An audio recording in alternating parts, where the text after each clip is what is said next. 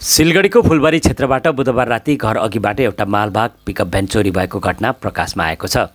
कमाईको एकमात्र वाहन चोरी भएपछि अहिले गाडीका मालिक चिन्तित बनेको बताइएको छ। पिकअप भ्यानका मालिक अमरदासले उक्त वाहनद्वारा नै परिवार चलाउने गर्दथे भने अहिले उक्त वाहन चोरी भएको छ। 4 वर्षदेखि उनले आफ्नो शयनकक्षसँग जोडिएको सडकमा पिकअप भ्यान राख्दै आएका थिए। बुधबार राति पनि उनले गाडी त्यहीँ राखेका थिए।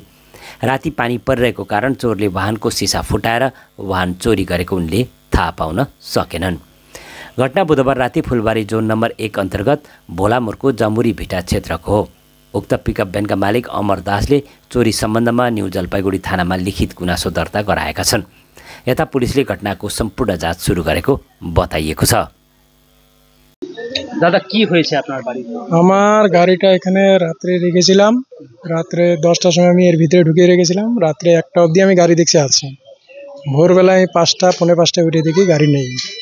আপনার বাড়ির পাশেই গাড়িটা পার্ক করা হ্যাঁ, এই যে আমার এটা ঘর আর এই পাশেই আমি গাড়ি রাখি।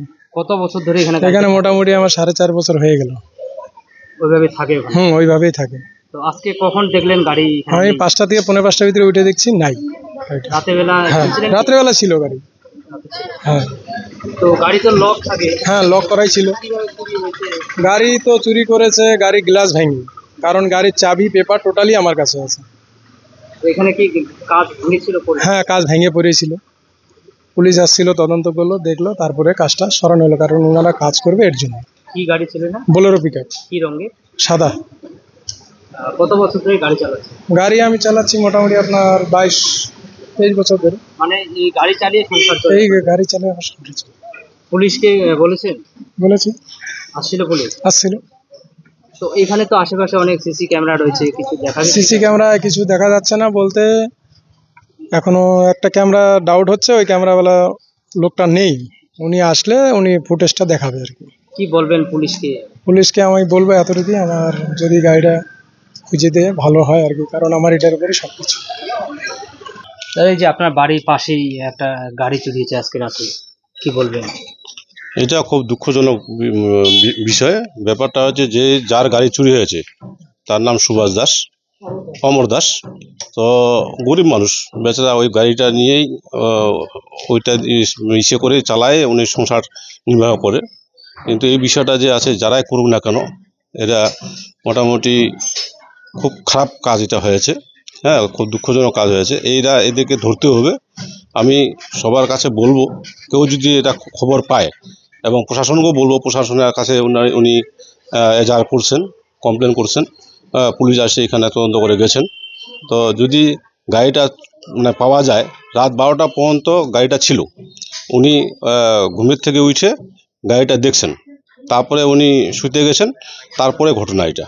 এখন কে বা কারা, রাস্তার ধারে গাড়ি, কিন্তু এমনভাবে গাড়িটা ছিল, নিয়ে যাওয়ার মতো কোনো ইসে ছিল না, কিন্তু এমনভাবে চোর ওরা কাঁচ ভেঙে, ড্রাইভারের কাঁচটা ভেঙে ওরা ভিতরে ঢুকে গাড়িটা নিয়ে গেছে। রাতে বৃষ্টি হচ্ছিল? রাত্রে বৃষ্টি হচ্ছিল, আর একটু লাইনও গেছিলো।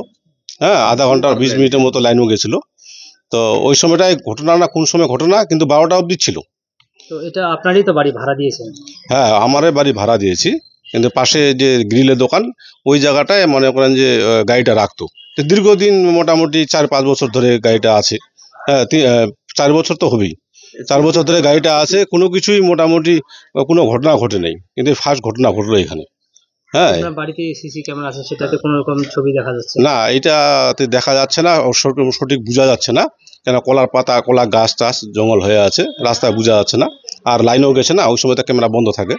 হ্যাঁ, তো যাই হোক, ক্যামেরাটা আবার আশেপাশে আমাদের এলাকায় ক্যামেরা আছে, সেগুলো লক্ষ্য করলে ওতে বোঝা যাবে। কি চাইবেন? পুলিশের কাছে কি আবেদন করবেন? পুলিশের কাছে আবেদন এটা করব যে গরিব মানুষরা যাতে বাঁচে, গাড়িটা যেন পাওয়া যায়।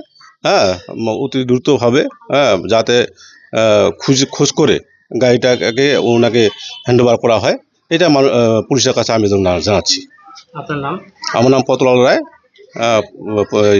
রাজগঞ্জ পঞ্চায়েত সমিতি কর্মাধ্যক্ষ। আর এই জায়গার নাম কি? এটা জামুরি ভিটা, ভোলামোড়।